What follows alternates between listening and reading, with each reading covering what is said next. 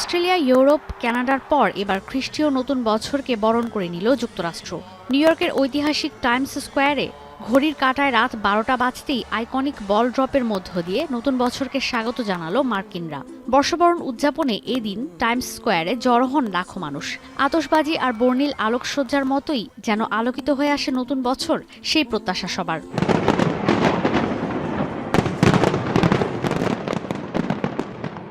অন্যদিকে ঘড়ির কাঁটায় রাত ১২টা বাজতেই চোখ ধাঁধানো আতশবাজি আর বাহারি আলোকসজ্জায় ছেয়ে যায় লন্ডনের আকাশ।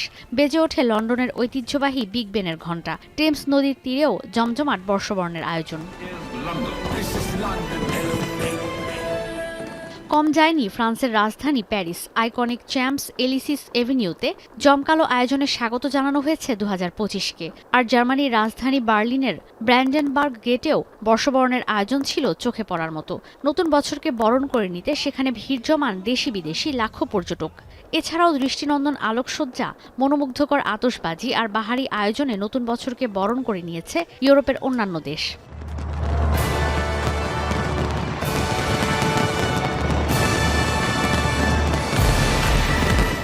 এর আগে নিউজিল্যান্ডের অকল্যান্ড এবং অস্ট্রেলিয়ার সিডনিতে চোখ ধাঁধানো বর্ণিল আতশবাজিতে সবার আগে খ্রিস্টীয় নতুন বছরকে বরণ করে নেওয়া হয়।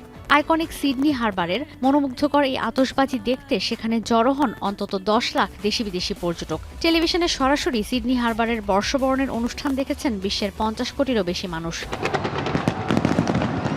নতুন আশা নিয়ে নববর্ষ এসেছে অস্থির মধ্যপ্রাচ্য। কাতারের লুসাইল বোলেভার্ডে বর্ণিল আতশবাজিতে স্বাগত জানানো হয় নতুন বছরকে। সংযুক্ত আরব আমিরাতের শহর রাস আল খাইমাতে ড্রোন আর আতশবাজির মধ্য দিয়ে স্বাগত জানানো হয় ২০২৫-কে। দুবাইতে বর্ণিল সব আতশবাজির প্রদর্শনী ছিল স্কাই স্ক্র্যাপার বুর্জ খলিফাতে।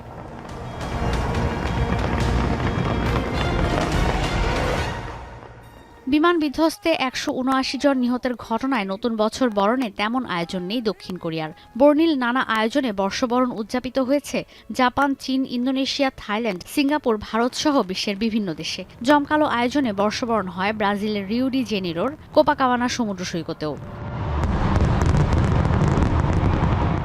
৩৯টি ভিন্ন টাইম জোনের কারণে নতুন বছর উদযাপনে ২৬ ঘণ্টার মতো সময় লেগেছে পুরো বিশ্বে।